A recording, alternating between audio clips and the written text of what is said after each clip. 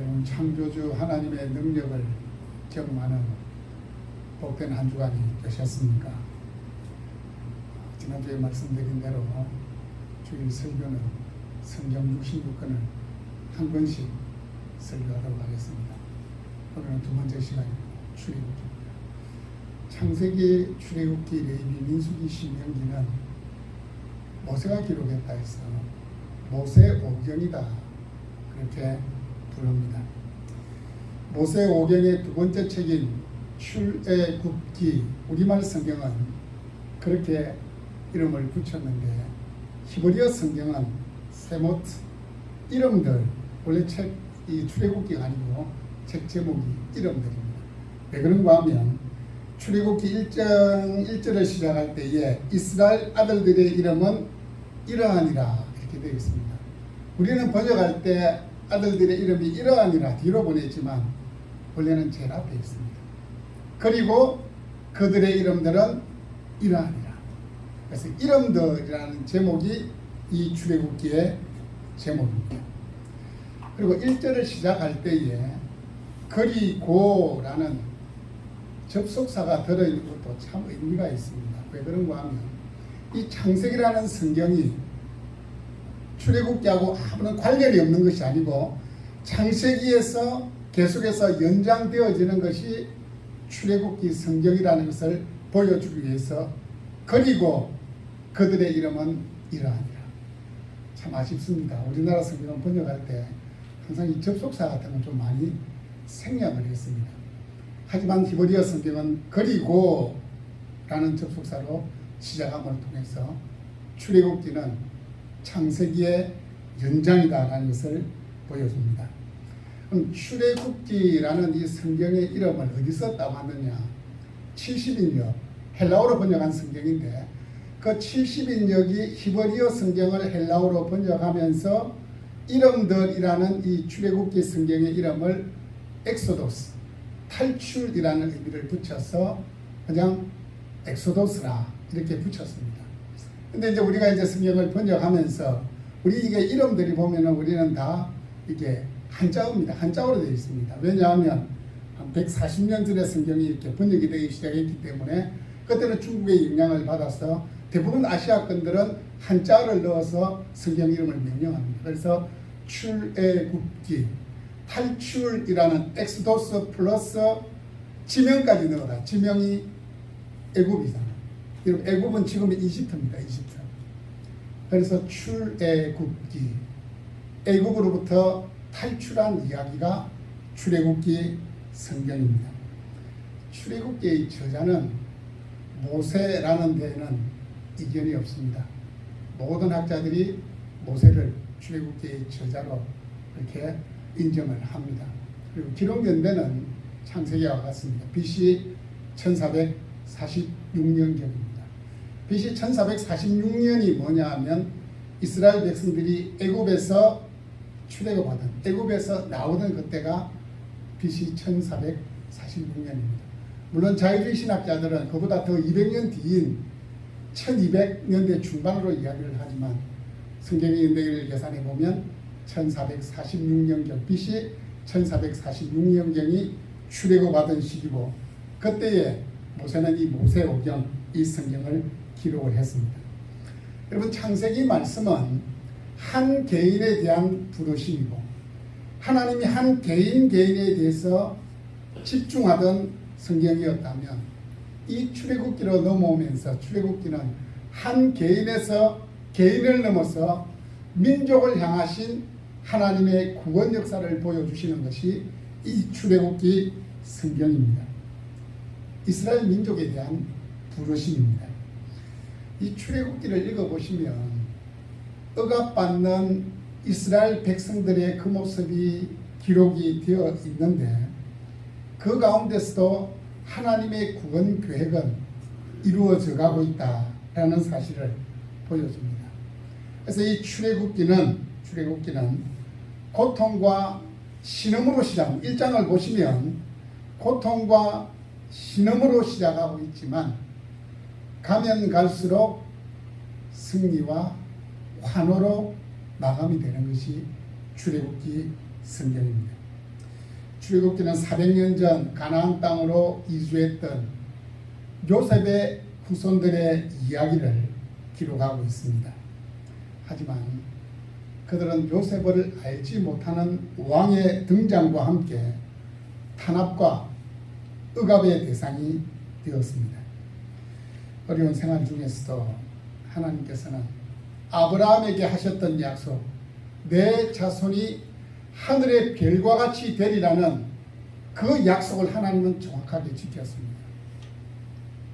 야곱과 함께 70명이 애굽으로 갔는데 400년 뒤에 자그마치 200만 명으로 생육하고 번성했습니다.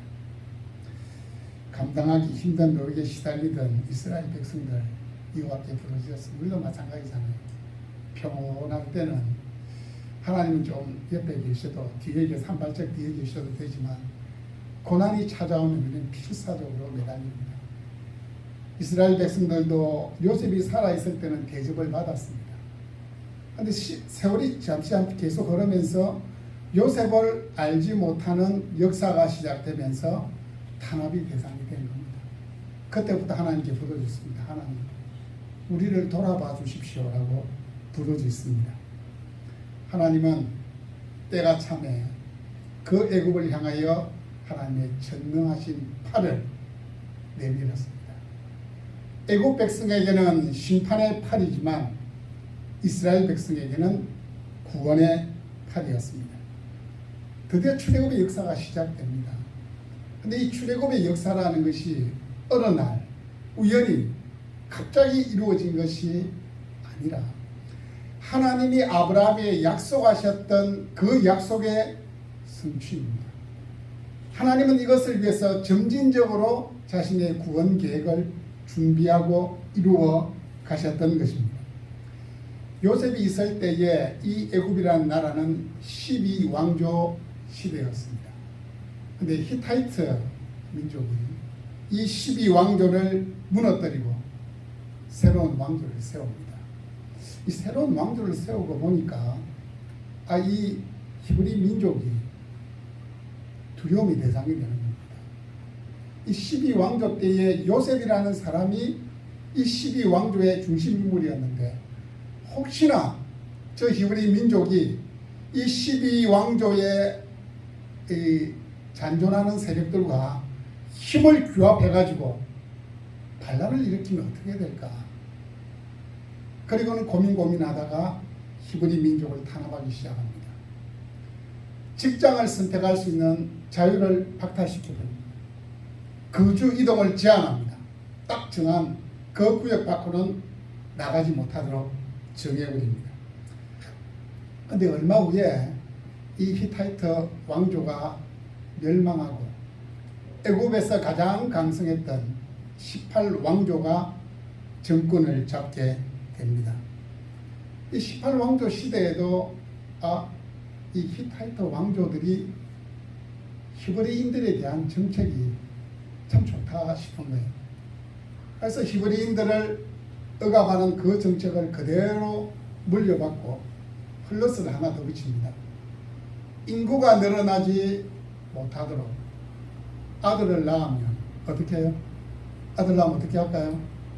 나일강에 던져서 죽여라.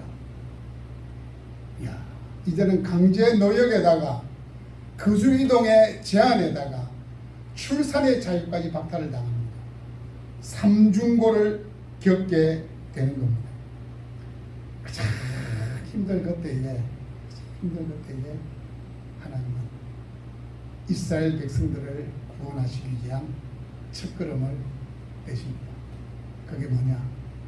이스라엘을 애굽에서 구원해낼 지도자 모세를 이 땅에 보내는 여러분, 오늘 말씀을 시작할 때 어떤 말씀으로 시작하고 있습니까? 레위 가족 중 한 사람이 가서 레위 여자에게 장가들어 이렇게 말씀을 합니다. 요즘 시대가 악한 시대가 돼가지고 결혼을 해도 한 사람이 이렇게 하면 이거 안 됩니다. 정확하게 한 남자가 한 여자에게 이렇게 표현해야 돼요. 기도 많이 해야 됩니다. 우리나라 계속해서 동성 결혼을 합법화하려고 하는 시도가 계속해서 일어나고 있습니다. 계속해서 일어나고 있습니다. 한 남자와 한 여자가 만나는 것이 결혼이고 가정이라고, 그게 성경의 원리입니다. 이스라엘 민족들이 강제 노역에 시달리고 있었지만 하나님은 결혼, 가정이라는 이미지로 희망의 싹시 움트고 있음을 보여주십니다. 여러분, 결혼, 가정하면 희망, 행복의 상징 아닙니까? 여러분, 결혼식 할 때 그 장면 한번 떠올려 보십시오. 기분이 좋아집니까? 아이고, 그 인간 만난 그날이 내 인생의 최대의 수시였다, 이렇게 생각되십니다. 저 결혼할 때 너무 많이 웃었던 것 같아요. 제 아내도 웃어가지고 사람들이 딸 얻는다고 첫째 딸을 낳기는 했지만, 결혼 생각은 너무 기쁘잖아요. 결혼, 가정하면 희망, 행복의 상징이 바로 결혼과 가정입니다. 물론 지금은 죄로 인하여서 많은 가정들이 끼어들어서 가정이라는 것이 희망과 행복, 힘을 상징하는 것이 아니라 어떤 사람들에게는 잊고 싶은 고통의 장소이고 추억이기도 합니다. 하지만 모든 가정은 식구들에게 언제나 쉼과 소망을 제공해 줄 수 있는 안식처가 되어야 됩니다. 밖에서 어떤 일을 당했든지 집에 간다, 그 한마디 생각으로 마음의 평안이 임하고 기쁨이 있어야 되는 것이 바로 가정이라는 존재입니다. 그럼 예전에는 결혼하면 당연히 아기가 생겼습니다. 맞죠? 저는 손만 잡으면 아기가 생겨가지고. 근데 요즘은 안 그렇더라고요. 그래서 제가 깨달았습니다. 저에게 자녀가 3명이 있는 것도 하나님의 은혜이고 하나님의 축복이구나. 바로 아기가 생긴 것도 하나님이 복을 주셔서 그렇구나, 그 생각을 하게 됩니다. 여러분, 2절 말씀만 보시면은 모세가 첫 번째 아기인 것처럼 묘사가 되고 있습니다. 하지만 모세에게는 미리암이라는 누나도 있었고 3살 많은 형 아론도 있었습니다. 그래서 성경이라는 것은 모든 사건, 인물을 다 기록하는 것이 아니고 하나님의 구원의 역사를 설명하는 데 있어서 필요한 것들만 취사 선택해서 기록한 것이 성경입니다. 이 족보라고 해서, 족보도 성경에 나오는 족보도 생략된 것도 있습니다. 하나님의 구원 역사를 위해서 필요한 부분은 생략하고 필요한 것들만 기록한 겁니다. 아론의 출생, 미리암의 출생은 생략했습니다. 딱 하나님은 모세의 출생에 대해서 포커스를 맞추고 있습니다. 이때 이미 모세의 부모님은 적어도 결혼한 지 10년 이상 지난 시기입니다. 오늘 말씀해 보니까 아들을 낳았는데 이 아들이 참 잘생겼다, 그렇게 이야기를 합니다. 여러분, 어느 부모 눈에 자기 아이가 못난이로 보이겠습니까? 아무리 못생겨도 자기 새끼는 예쁘잖아요. 고슴도치도 자기 새끼를 예쁘다고 해요. 얼마나 예쁘게 보입니까? 근데 저는 어려서 그런지 우리 첫째 놓고 이렇게 보니까 예쁘게 모르겠더라고요. 이렇게 출산할 때 보면 아이가 좀 이렇게 이렇게 쭈글쭈글하고 그런 모습이 있어 그런지. 근데 자라가는 모습 보면서 진짜 이게 눈에 넣어도 아프지 않다는 그 뜻이 무엇인지를 알게 되더라고요. 근데 제가 주석을 찾아보니까 아이가 잘생겼다 라는 이 의미가 무엇인지 설명을 하고 있는데, 어머니 요게벳이 이 모세를 딱 보는 순간 하나님의 존귀함을 받은 자이다, 이 아들이 뭔가 할 것 같다, 그런 마음이 들었다는 해석하는 주석이 있었는데, 저는 그에 대해서 그렇지 않다 생각합니다.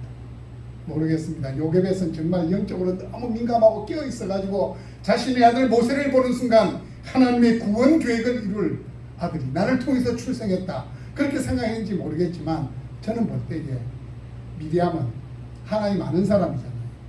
생명은 하나님이 주셨다고 믿는 자잖아요. 그래서 미리암은 이 요게벳은 자신의 아들을 하나님이 주셨기 때문에 숨겨놨어라도 키운 겁니다.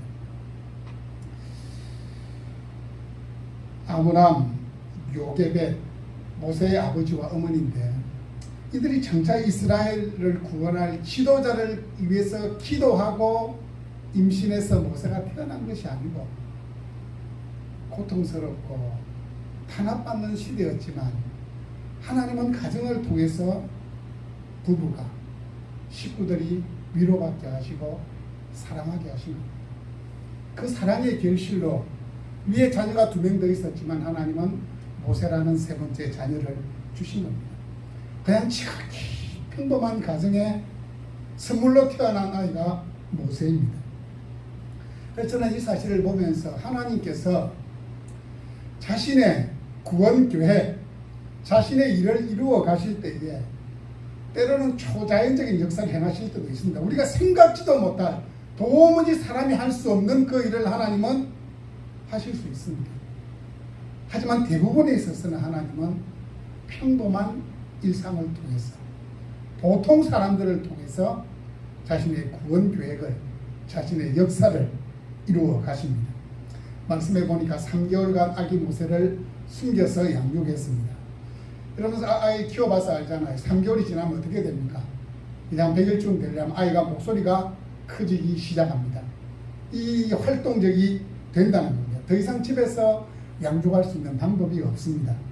이제 아이를 떠나보내지 않으면 가족 전체가 위험에 빠질 수 있습니다. 여러분, 이 왕정 시대에는 왕이 곧 법입니다. 왕의 말 한마디가 법입니다. 왕의 말 한마디도 사람을 죽일 수 있고 살릴 수 있던 시대였습니다. 갈대상자를 만듭니다. 이 갈대상자를 만들어서 물이 스며들지 않도록 안쪽에 역청과 그리고 나무진을 칠했습니다. 이 갈대상자는 나일 강변에서 흔하게 볼 수 있는 파피루스를 가지고 만든 것이 갈대상자입니다. 근데 여러분, 참 이게 신기한 것은 노아의 방주라는 그 단어하고 이 갈대상자 할 때 이 상자라는 히브리 단어가 같은 단어가 사용이 되었습니다. 하나님은 노아의 가족을 잣나무 방주로 구원하셨고 모세를 갈대상자로 구원했습니다. 그리고 예수 그리스도의 피 흘림을 통해 이 땅에 교회를 세우시고 그 교회를 통해 저와 여러분을 구원하셨습니다. 노아의 방주, 갈대상자, 같은 의미이고 같은 역할이고 지금으로 이야기하면 교회입니다. 여러분, 이런 의미에서 헤리티지 교회는 예수 그리스도의 피 흘림을 통해 세워진 하나님의 구원의 방주입니다. 울산의 인구가 한 115만 이렇게 잡으면 아직도 100만 명은 우리 하나님을 모릅니다. 예배하고는 거리가 먼 삶을 살고 있습니다. 100만의 불신 영혼들을 구원할 구원의 방주로 헤리티지 교회를 세워 주셨습니다. 여러분, 요게벳은 자신의 아들 모세를 자신이 만든 갈대 상자에 담았습니다. 그 갈대 상자에 담을 때에 하나님이 이 아들을 3개월간 숨겨서 키울 때에 보호해 주신 그 하나님이 이 갈대 상자에 넣어 나일강에 띄워 놓았을 때도 누군가의 손길을 통해서 구원해 주실 것이다. 하나님 은혜를 주실 것이다. 그 믿음으로 안 띄웠겠습니까? 여러분 같으면 그 믿음 없겠습니까? 그 믿음으로 띄웁니다. 요게벳이 갈대 상자를 이 말씀해 보니까 나일강 이 갈대 사이에 이렇게 띄워둔 겁니다. 물에 떠내려가지 않도록. 물이 흘러가 버리면 안 되니까 갈대 상자에다 이 갈대 사이에 끼워뒀습니다. 그리고는 자신의 딸 미리암에게 멀찍이 서가지고 그 갈대 상자가 어떻게 되는지 지켜보라고 부탁을 했습니다. 오늘 말씀해 보니까 바로의 딸이 그 갈대 사이에 끼워둔 그 갈대 상자가 있는 바로 그곳에 등장을 합니다. 이것으로 볼 때 요게벳은 이 나일 강변에서 평상시에 어떤 일이 일어나고 있는지를 아주 눈여겨본 겁니다. 그리고 사람의 눈에 띌 수 있도록 이 갈대 사이에 갈대 상자를 끼워 넣었습니다. 이 바로의 딸 이렇게 되는데, 바로는 애굽의 왕들을 통칭하는 명칭입니다. 왕이 뭐 이렇게 이름들이 다 있지만 그냥 통칭해서 바로 그렇게 부르는 겁니다. 바로. 오절에 등장하는 이 바로의 딸의 이름은 하셉수트 공주입니다. 하셉수트 공주인데 이 하셉수트 공주는 참 특이한 이력을 가지고 있습니다. 투트모스 2세 때는 왕비였습니다. 투트모스 2세가 누구냐? 배다른 형제입니다. 투트모스 2세 때는 왕비였고 투트모스 3세 때는 왕의 장모였습니다. 이때 고대 시대만 하더라도 순수 혈통을 보존한다는 취지로 건친끼리 주로 결혼을 시켰습니다. 그 이 하셉수트 공주는 왕비였다가 또 왕의 장모였다가 이 특이한 이력의 소유자인데 이 특이한 이력의 소유자였기 때문에 히브리인 아기 모세를 왕의 지엄한 명령이 있음에도 불구하고 숨겨서 키울 수 있었고 자신의 아들로 양육할 수 있었습니다. 특별히 투토모스 3세 때는 이미 왕비의 단계를 거쳐서 애굽이라는 나라가 어떻게 돌아가는지를 다 알고 있습니다. 그럼 자연적으로 권력의 실세가 누가 되겠습니까? 이 하셉수트 공주가 되는 겁니다. 그러니까 왕의 뒤에서 그냥 섭정을 하듯이 나라를 움직여가는 겁니다. 그러니까 자기가 모세를 히브리인 아기였지만 왕의 명령을 어기고 자신의 아들로 양육할 수 있었던 겁니다. 이 하나님은 자신의 백성들을 구원하시기 위한 이 구원 계획을 실행하기 위해서 애굽의 심장으로 모세를 들여보낸 겁니다. 정말 이 하나님 계획이 엄청나지 않습니까? 이스라엘 백성들을 구원하셔야 되는데 이 구원 계획을 위해서 하나님은 이미 계획을 다 세웠습니다. 그리고는 그 구원할 지도자를 애굽에서 40년간 보내게 하고 광야에서 40년 보내게 하는 이유가 있습니다. 애굽에서 탈출시키고 200만이라는 그 민족을 이끌기 위해서는 리더십을 갖추고 리더십이 한 번에 생기는 게 아니잖아요. 모세가 그 애굽 궁중에서 뭐 했겠습니까? 애굽의 역사를 배웁니다. 애굽의 학문을 배웁니다. 언어를 익힙니다. 의학을 배웁니다. 기하학을 배웁니다. 배울 수 있는 모든 것을 다 배웁니다. 정치를 배웁니다. 그리고 하나님께서는 이제 이 백성들이 광야에서 40년을 보내야 되기 때문에 또 광야를 알아야 되잖아요. 그래서 모세를 광야로 보내서 40년간을 보내게 하는 거예요. 이 하나님의 구원 계획이 착착착착 진행되는데 첫 번째 단계로 하나님은 이 모세를 애굽의 심장 왕궁으로 들여보냅니다. 이 하셉수트 공주가 나일강에 목욕하러 왔다 했는데 이 떼빼고 공대에서 온 게 아니고 목욕한다는 것은 종교적인 의식입니다. 종교적인 의식입니다. 종교적 정결 의식을 위해서 나일강으로 나왔던 겁니다. 이방신을 섬기기 위한 정결 예식을 위해서 나왔던 애굽의 그 공주의 마음을 하나님이 움직이신 겁니다. 여러분, 이 하나님의 섭리가 너무 놀랍지 않습니까? 이게 바로 무에서 유를 창조하신 하나님의 능력입니다. 여러분들 어떤 기도의 제목을 가지고 기도하실 때 옆 사람들이 야 얼토당토 하는 그 기도 제목 가지고 기도하지 마라. 천만에 하나님 믿음 주시면 그 기도 제목 가지고 기도하십시오. 우리 아버지 하나님은 무에서 유를 창조하신 분입니다. 하나님은 응답해 주십니다. 그 믿음 주시면 그 믿음 가지고 기도하시면 됩니다. 이 하셉수트 공주가 종교적 정결의식을 행하기 위해서 나일강에 들어갔는데 이렇게 보니까 저 갈대 사이에 어마어마한 상자가 하나 있는 겁니다. 상자가 하나 있습니다. 여러분, 하셉수트 공주의 눈으로 이렇게 봤지만 저는 공주가 눈으로 본 게 아니고 하나님이 그 눈에 그 갈대 상자가 보여지게 만든 겁니다. 하나님 보여지게 만들었습니다. 시내들에게 시켜서 갈대 상자를 가지고 오게 합니다. 갈대 상자를 딱 열어보니까 안에 누가 있습니까? 아기가 있는데 딱 쳐다보자마자 그 아기는 히브리인 아기입니다. 애굽 사람은 약간 피부가 까맣습니다. 딱 히브리인 아기입니다. 근데 여러분, 아기가 전혀 낯선 환경, 또 한 번도 보지 못한 얼굴이 까무잡잡한 사람이 자기를 이렇게 몇 명이서 내려보고 있으니까 아기가 어떻겠습니까? 빵긋 웃으면서 안녕 이렇게 하겠습니까? 그냥 울음을 터뜨립니다. 하고 울듯이 울음을 터뜨립니다. 여러분, 아기가 운다. 보통 사람은 어떻게 합니까?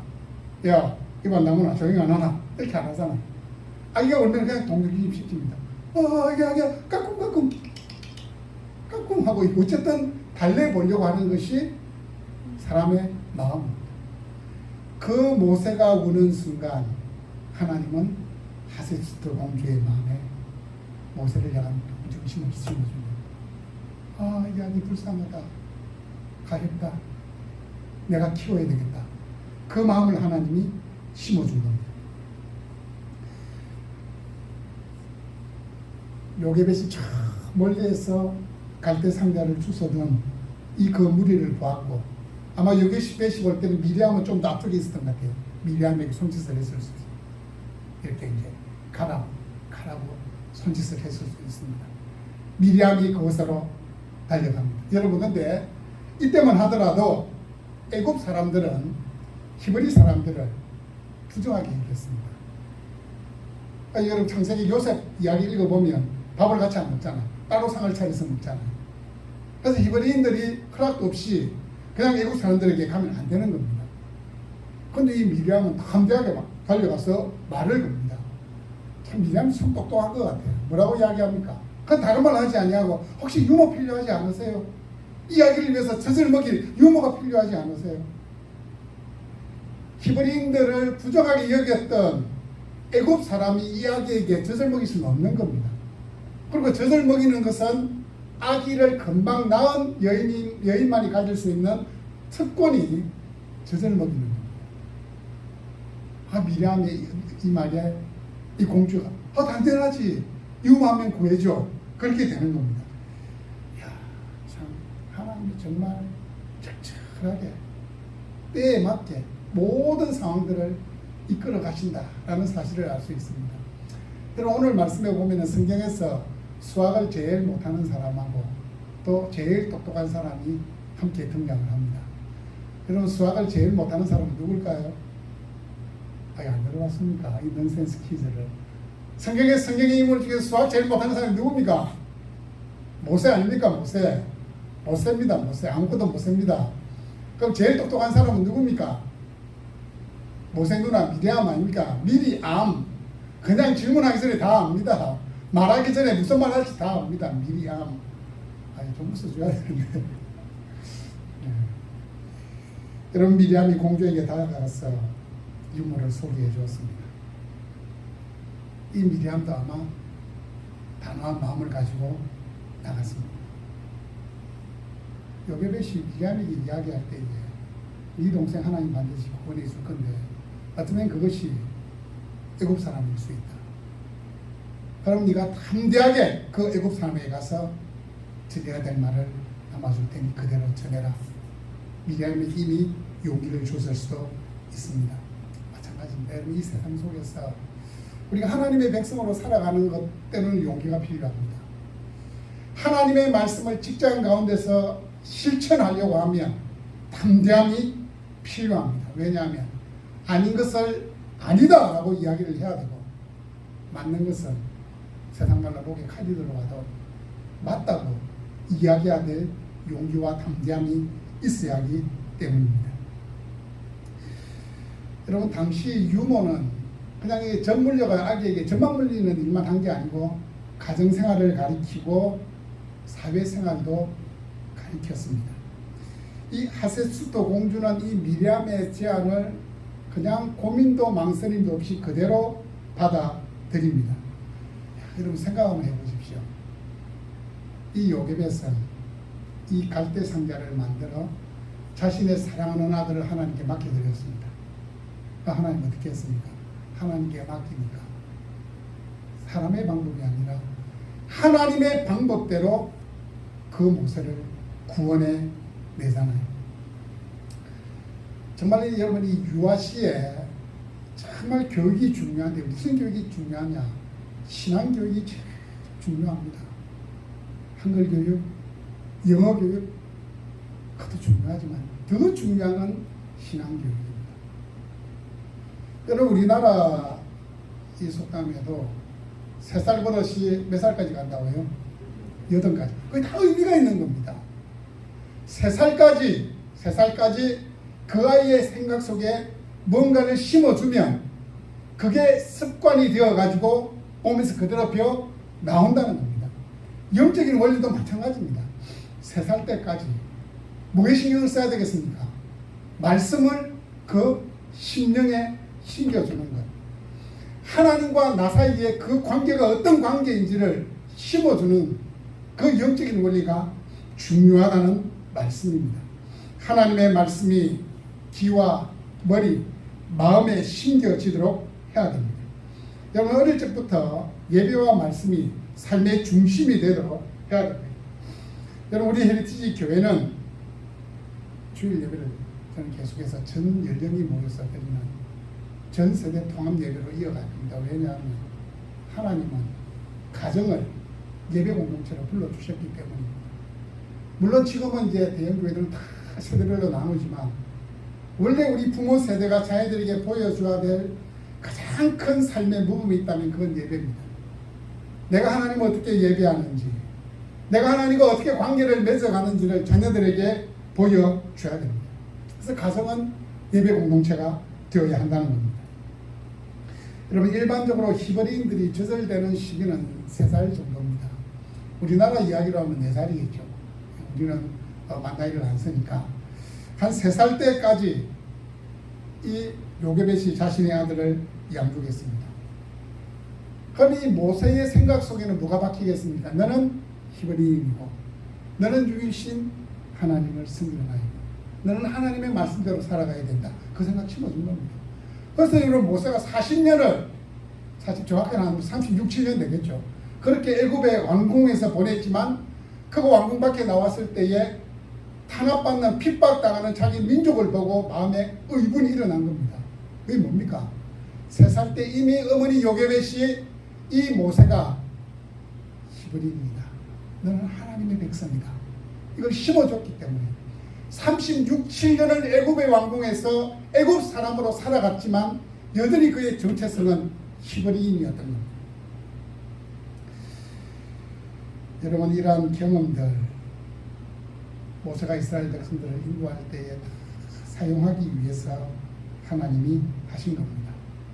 우리가 이 땅에서 살아갈 때도 우리에게 일어나는 일들 죄 짓는 거 말고 하나님의 영광 가리는 거 말고 그 어떤 일 하나도 무의미한 것은 없습니다. 하나님은 우리 각자를 위한 인생의 계획을 가지고 계시고 그 계획대로 우리의 삶을 인도해 가시는 데에 환경 사람들을 만나게 하십니다. 중요한 것은 어제라는 그 시간은 오늘을 준비하는 시간이고 오늘이라는 시간은 내일을 위해 준비하는 시간입니다. 아무런 연관성 없는 것 같고 내 인생에 별로 도움이 안 되는 것 같은 일이라도 최선을 다해야 될 이유가 바로 여기에 있습니다. 오늘 내가 흘린 눈물과 심은 그 기도는 절대 헛것이 아닙니다. 하나님의 계획을 이루어가는 한 부분이 될 것입니다. 모세라는 이름의 뜻은 물에서 건지움을 받은 자라는 뜻인데 애굽 공주에 의해서 물에서 건지움을 받은 죽음에서 건지움을 받은 이 모세가 이스라엘 백성들을 고난과 우상 숭배에 시달리고 있는 바로 그 애굽 땅에서 구원해내게 된 겁니다. 우리 또한 죄에서 죽음에서 건지움을 받은 자들입니다. 당연히 우리는 우리 남은 날들을 다른 사람을 건져내는 자로 살아가야 합니다. 하나님은 요게벳을 위해서 하셉수터 공주를 예비하시고 만나게 하셨습니다. 이제 4번째 예배를 드리는 우리 헤리티지 교회의 시작을 위해 저는 여러분들을 보내주셨다고 믿습니다. 헤리티지 교회를 세워나가는 그 계획 속에 여러분이 포함되어 있습니다. 하나님께서 여러분을 어떻게 사용하실지 저는 알 수 없습니다. 모세를 하나님께서 애굽으로 들여보냈고 또 모세가 하나님의 백성이라는 정체성을 위해서 어머니 요게벳 손에 3년간 양육을 받게 했듯이 여러분도 그렇게 사용하실 겁니다. 여러분의 기도와 헌신을 하나님은 사용하실 겁니다. 저는 계속해서 기도하고 있습니다. 하나님, 우리 헤리티지 교회를 바로 이곳에 세워주셨는데 우리가 이 울산이라는 도시를 위해서 무엇을 해야 됩니까? 하나님께서 보내주시는 성도님들 제가 어떻게 해야 되겠습니까? 우리가 하나님 나라 그 사역을 위해서 그 확장을 위해서 무엇을 해야 되겠습니까? 그래서 저는 그 출발로 매일 새벽 기도하고 있습니다. 참석하는 사람은 단 한 명, 저희 아내지만 약속된 그 시간에 기도를 통해서 나를 깨우고 교회를 깨우고 울산을 깨우고 나라와 민족을 깨우는 일을 감당하고 있습니다. 기도할 때마다 꼭 그렇게 기도합니다. 아까 제가 대피 기도할 때도 언급을 했죠. 미국 에즈벨이라는 조그마한 소도시가 있는데 지난 2월부터 시작해서 한 20일간 거기서 하나님 부흥을 허락해 주셨습니다. 한 대학교 채플에서 시작된 그 기도의 모임이 에즈벨이 마을을 넘어서 미국 온 전역으로 퍼져나갔거든요. 그래서 저는 확신합니다. 하나님께서 이 대한민국에도 1907년 대부흥의 역사가 일어났거든요. 그때 우리는 이제 2007년 100년이 되면서 하나님 다시 부흥을 주실 것이다 기도했는데 아무 일이 나지 않았습니다. 하지만 이 부흥의 역사들을 보면 하나님은 이 부흥의 물결이 흘러가게 하십니다. 그래서 하나님 이 대한민국 땅에 다시 한번 부흥을 허락해 주실 때 그 땅은 울산이라는 이 도시가 되기를 원합니다. 그리고 부흥의 발원지가 있는데 이 강도 이렇게 물이 흘러가는 발원지가 있듯이 그 발원지가 있는데 그 발원지가 바로 우리 헤리티지 교회가 되기를 원합니다. 그 소원을 가지고 매일 새벽에 거기도 놓치지 않고 기도합니다. 여러분들 기도하십시오. 하나님 울산 땅이 대한민국에서 하나님이 부흥의 물결을 일으킬 때에 이 울산 땅이 그 중심이 되기를 원합니다. 그렇게 기도해 주시기를 바랍니다. 요게벳이 자신의 아들을 사랑하여 양육한 것이 하나님의 구원 계획을 이루는 첫 단추를 끼운 겁니다. 여러분 그렇다고 해서 여러분 내가 뭐 대단한 것을 해야 되겠다. 이 울산 땅을 위해서 뭐 내가 대단한 것을 한번 기획하고 한번 실행해야 되겠다. 그렇게 생각할 필요 없습니다. 그냥 하나님은 역사하실 때 평범한 일상, 평범한 사람들을 통해서 역사하실 때가 많거든요. 그 평범한 사람이 여러분이 될 수 있습니다. 그렇게 하십시오. 제가 평소보다 하나님 성경을 한 장 더 묵상을 하겠습니다. 하나님 제가 평소보다 기도를 한 10분 더 하는데 이 기도는 나를 위한 기도가 아니고 나라와 민족을 위하여 이 울산 땅을 위하여 하나님 예수 믿지 않는 그 누군가를 위하여 제가 10분간 더 기도하겠습니다. 그 울산 땅을 위해서 내가 기초 질서를 좀 잘 지켜야 되겠다. 뉴턴 신호가 들어왔을 때에 뉴턴하고 여러분 여기 뉴턴 대기하다가 부분 뉴턴하지 마세요. 그러니까 신호가 딱 좌회전으로 바뀌면 기다렸다가 뉴턴 하십시오. 그 조그만 것 하나가 내 몸에 배이게 되면 이 울산 땅은 바뀌는 겁니다. 한 사람이 중요합니다. 한 사람이 중요합니다. 우리가 살면서 그렇게 살아가기 시작하면 일상에 살면서 조금 다르게 살아가기 시작하면 하나님 우리의 삶의 방향을 이끌어 주십니다. 우리 교회가 나아갈 사역의 방향이 무엇인지 하나님이 앞에서 이끌어 가시는 겁니다. 요게벳의 기도라는 복음송이 있더라고요. 이게 이제 음이 좀 쉬우면 이 예배 때 한번 불러보려고 했는데 이 음이 좀 어렵더라고요. 요게벳의 기도가. 작은 갈대 상자 물이 새지 않도록 역청과 나무진을 치라니 어떤 마음이었을까. 그녀의 두 눈엔 눈물이 흐르고 흘러 동그란 눈으로 엄마를 보고 있는 아이와 입을 맞추고 상자를 덮고 간절히 기도했겠지. 중간 생략입니다. 너의 삶의 참주인, 너의 참부모이신 하나님 그 손에 너의 삶을 맡긴다. 너의 삶의 참주인, 너를 이끄시는 주 하나님 그 손에 너의 삶을 드린다. 이 갈대 상자에 자신의 아들 모세를 띄워보낼 때에 그 요게벳의 마음에 들어간 것처럼 이 노래를 작사를 했더라. 저는 특별히 이 마지막 이 소설들이 마음에 듭니다. 너의 삶의 참주인, 너의 참 부모이신 하나님 그 손에 너의 삶을 맡긴다. 너의 삶의 참주인, 너를 이끄시는 주 하나님, 그 손에 너의 삶을 드린다. 이 대부분 자녀들이 이제 장성해가지고 별로 자녀들에 대해서 염려가 없어지죠. 제가 아이들이 막 자랄 때 염려가 막 되더라고요. 근데 어떻게 해야 될까요? 그 아이들의 참 부모는 제가 아니고 하나님입니다. 제 아들 3명이 다 이제 직장으로 대학으로 다 타지에 가 있거든요. 가끔씩 걱정이 돼요. 얘들이 어떻게 살까? 아니면 위험한 일을 만나는 건 아닐까? 근데 이 요게벳의 기도의 고백처럼 하나님, 우리 자녀의 참 부모님은 하나님이십니다. 요게벳이 갈대 상자에 모세를 넣어 띄워드린 것처럼 우리 자녀들을 하나님께 맡겨드립니다. 이 믿음이 생기더라고요. 노아는 자신이 만든 방주에 자신과 가족을 맡겼습니다. 요게벳은 자신이 만든 갈대 상자에 아들 모세를 맡겼습니다. 우리는 믿음의 주여 온전케 하시는 그 주님께 우리 자신을 맡겨야 합니다. 갈대 상자는 하나님의 구원, 하나님의 주권의 상징입니다. 갈대 상자는 동력 장치도 없습니다. 방향을 잡을 수 있는 키도 없습니다. 그냥 하나님이 일하시도록, 하나님이 역사하시도록 맡겨드리는 것이 갈대 상자입니다. 여러분, 새롭게 맞이할 한 주간 내 인생의 참 주인, 우리 인생의 참 부모님 되시는 그 하나님께 맡겨드리십시오. 하나님께서 어떻게 역사할지, 하나님께서 나의 일상적인 이 삶을 통해서 어떻게 영광을 받으실지, 하나님이 어떻게 개입하실지 하나님, 저는 지켜보겠습니다.